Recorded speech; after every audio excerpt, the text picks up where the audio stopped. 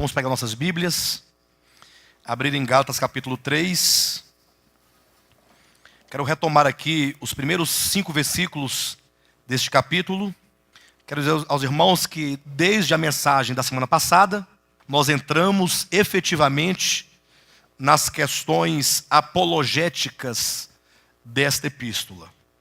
Até então nós tratamos de contextos, ou seja, como que essa carta ela se situa dentro de um contexto histórico.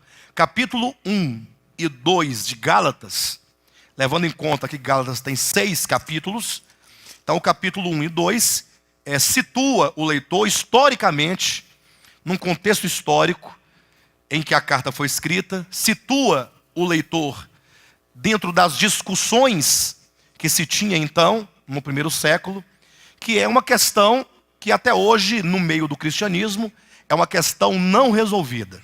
Então imagine que Paulo tratou de uma questão no primeiro século e até hoje, depois de 2000 anos, não foi resolvida entre os cristãos, não por falta de clareza da Escritura, mas em razão do próprio desvio e da inclinação do coração dos homens.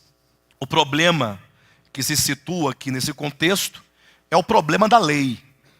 Qual é o papel da lei, a lei de Deus, no Novo Testamento? Ou seja, será que a lei de Deus teria um papel de salvação na vida do homem? É uma pergunta que é respondida nessa carta.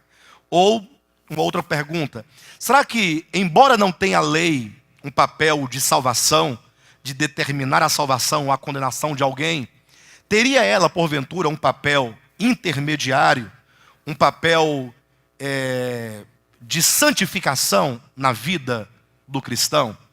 Então, em suma, a questão é qual é a razão da lei e, sobretudo, qual é o papel, ou se não tem nenhum papel, que a lei, porventura, exerça no Novo Testamento, dentro do pensamento dos apóstolos, conforme as 21 epístolas do Novo Testamento.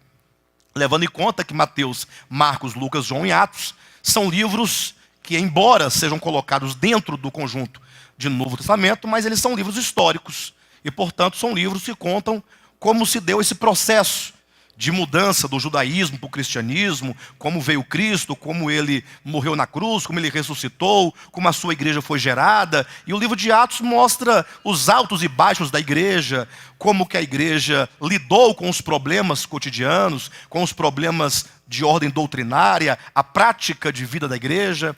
Enfim, então são nas epístolas que se trata, portanto, dos aspectos apologéticos. Alguém pergunta, o que são os aspectos apologéticos? O que é apologia? É a defesa da fé. Então, quando digo que a partir do capítulo 3 de Gálatas, o apóstolo Paulo começa efetivamente a tratar dos aspectos apologéticos, eu quero dizer que a partir do capítulo 3, o apóstolo Paulo, ele começa a discutir efetivamente o tema. Qual que é o tema? A lei. A lei em relação à fé, capítulo 3, a lei em relação à graça, capítulo 4, e a lei em relação ao Espírito, capítulo 5. Então o apóstolo Paulo estrutura o seu pensamento apologético, ele vai discutir esse tema a partir de 3 estruturas. A lei em relação à fé, graça e Espírito. E é por isso que os irmãos devem olhar como um todo essa epístola.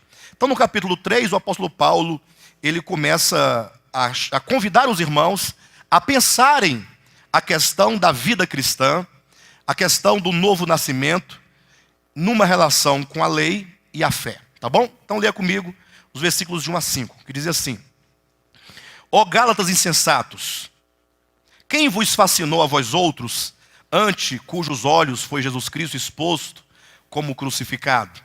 Quero apenas saber isto de vós: recebestes o Espírito pelas obras da lei ou pela pregação da fé?